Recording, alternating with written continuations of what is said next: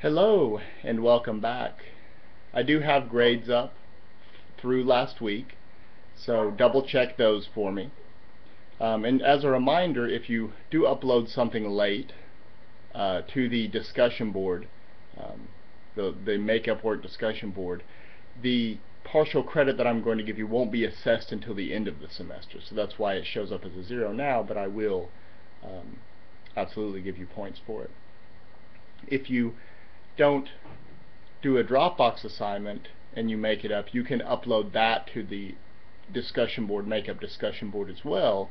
And on the content tab, I will have the questions that are on the Dropboxes, because once they close, you can't open them. So you can see those questions on the Dropbox question document.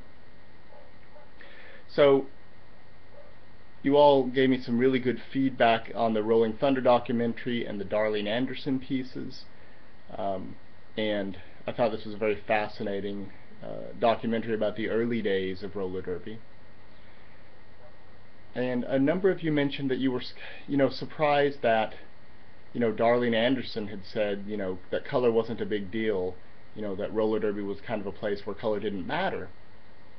And I think DeFord makes that same argument in the documentary. The part where they're talking about race, they're definitely talking about the external problems to the roller derby community of race, right? That they couldn't play in certain places, or they couldn't stay in the same hotels, as the white players in certain places, and this sort of stuff. And so they had a lot of problems. And I think the most poignant quote was from Skinny Minnie, who said something like, she didn't even know she was black until they started touring to the South.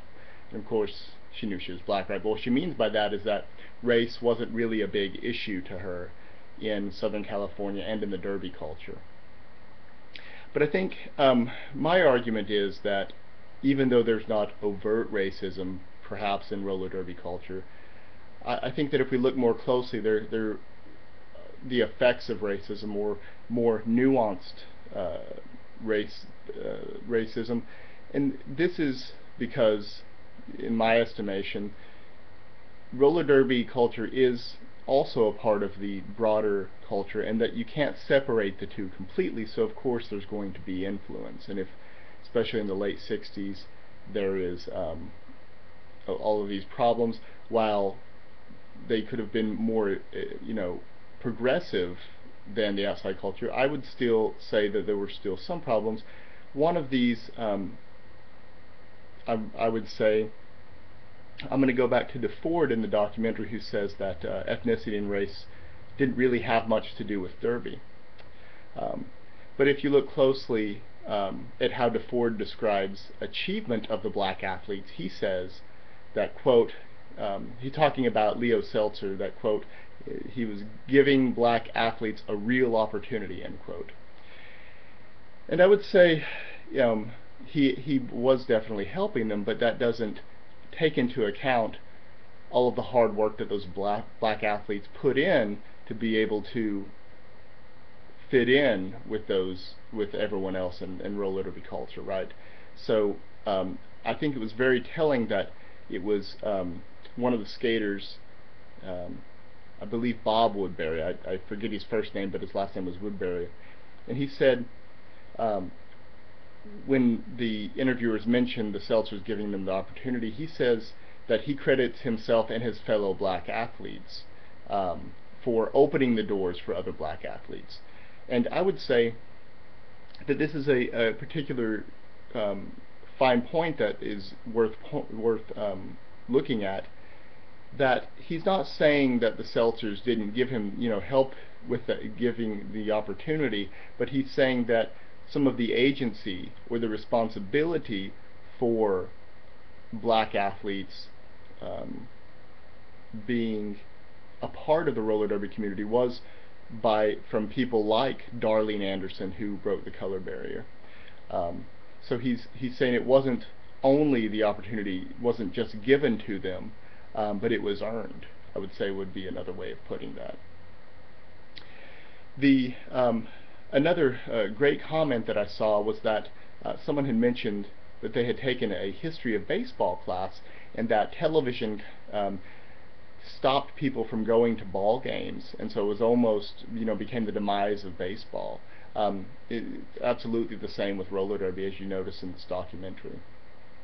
So, especially during the 70s and 80s, roller derby was not very popular. It was a kind of a niche thing. It almost became like pro wrestling. If you Google or YouTube any clips from roller derby in the 80s, it's pretty outrageous, kind of like a wrestling with a lot of scripting and that sort of stuff. So it definitely TV, I think played a part in that. So what we're going to do, you guys had great comments on the early history of roller derby.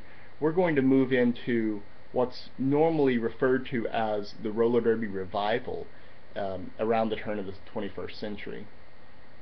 So we're going to watch the documentary Hell on Wheels, which chronicles how roller derby came back to life in Austin, Texas around 2000. And if you are having any trouble finding this, I have sent out a link where you can purchase it. Or if you do have Netflix, this is streaming on Netflix, so you can just watch it on there.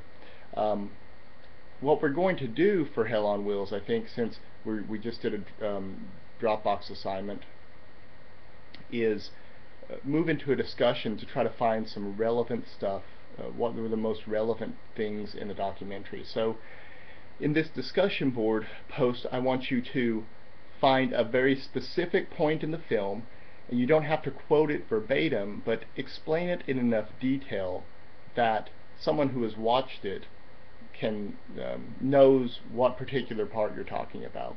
And then I want you to explain